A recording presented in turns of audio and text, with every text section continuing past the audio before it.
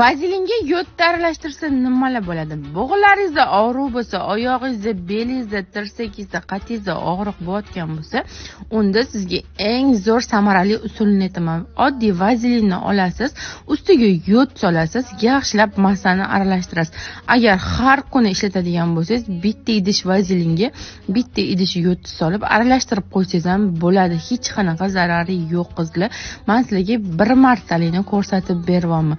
Yaxshilab aralashtirasiz va uni ustidan minavazin yokida spirt surish kerak. Agarda sizda bo'g'inlaringizda og'riq kuchli bo'lsa, minavazinni tavsiya qilaman. Juda ham effekti zo'r.